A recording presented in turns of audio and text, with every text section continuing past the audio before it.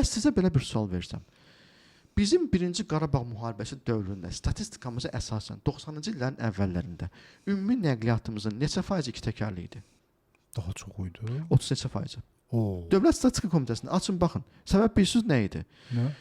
Sovet İttifaqı Azərbaycan üçün çox gözəl, ideal bir nəqliyyat vasitəsi seçmişdi. 2 təkərli, 3 təkərli nəqliyyat vasitələri.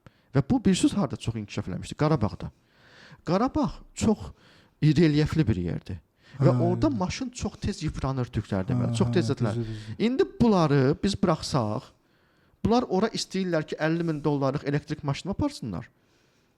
Onlar bir dənə, 2 dənə, 3 dənə zəngin insandır. Yəni deyirəm o 3-5% okey, amma kütləvi xalq ora gedib yerləşəndə bizim nəqliyyat vasitəmiz nə olacaq? Lokal. Motosiklet, velosiped, skuter, 4 təkər, 2 təkər, L7, L6 düzəltmək elə çətin deyil. Uzaq başı 5-10 milyon sərmayə lazımdır ona. Yəni bizim o milyardlıq şeyimizdən kiçik bir büdcəni götürüb o sinəsinə döyən oğlanlar var. Hansı ki deyirlər ki, sən nə bilirsən maşın nədir? Gəl sənə dərs deyim mən maşın haqqında. Mən sənə iqtisadiyyatdan dərs deyim. Yenə də deyirəm, mənim abrım bəhs eləmir ki, mən durub Azərbaycanda hansısa injinerin, hansısa dövlət xadimin, hansısa akademik səviyyədə olan iqtisadçının altına şərh yazım. Bəzən beynimə düşür, şəxsi də yazıram ki, belləməyin. Onlar da mənə başa düşür. Yəni, amma axıra qədər gedə bilmirlər axı. Əlinə verib, ölkəni həm şəxsi nəqliyyat vasitəmizə gətirməliyik. O dediyiniz seçim. Axı seçim üçün ağıl baş lazımdır. Vətəndaşın 90% seçim eləyə biləcək kapasitətdə deyil. Onu başı boş buraxmaq olmaz. Siz öz evladınıza 100.000 dollar çamadanda pul verərsinizmi çıx küçəyə? Vermərsiniz. Çünki o uşaq çaşacaq.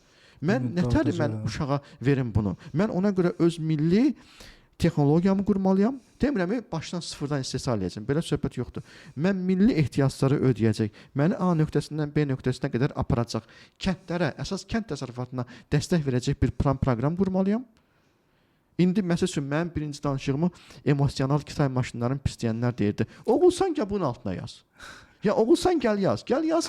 Dövlət səviyyəsində deyirəm. Gəlin yazın bunun altına. Bütün peşəkarları dəvət edirəm. Gəlin yazaq da. Görün mən nəyə düşünürdüm. Mən indiyənə qədər 50.000, 100.000 adama kömək eləmişəm. Hər il aşağısı 50-100 milyon ölkəyə görünməyən dəstək vermişəm. Bizim mal varlığımız ölkədə qalıb. Mənim bütün 20 illik, bəzən deyirəm ki, görəsən mən bunu düzmə eləyirəm. Amma deyirəm ki, kişi, heç kəs bilmir. Amma Allah bilir ki, ilk dəfə də burada sizin yanınızda deyirəm. Mənə bunu Allah verib. Bəlkə də Allah mənə bundan sonra verəcək ki, doğrudan da mən Qarabağda minimum mini nəqliyyat vasitəsinin istehsalına gedəcəm. Bu da ola bilər. Bugün mənə ona maddi imkanım yoxdur. Biz burada xalqa xidmət edirik də. Birisi də tərdi, biz ölümlüyük, biz faniyik. Biz xalqa xidmət eləməsək, bütün iman, bütün eşq, bütün məhəbbət mənim xalqa xidmətimdən gedir. Yəni ən azından öz ümmətimə, yəni belə ərəbcə deyəndə, yəni ki sizə də, yəni ki sizə. Mən öz bildiyimi deyirlər ki, məsəl üçün, nə qazanırsan bu videodan? Mən elə bir sərvət qazanıram ki, Allah razı olsun və insanlar, bilirsiniz, Allah razı olsun çox dərin bir sözdür.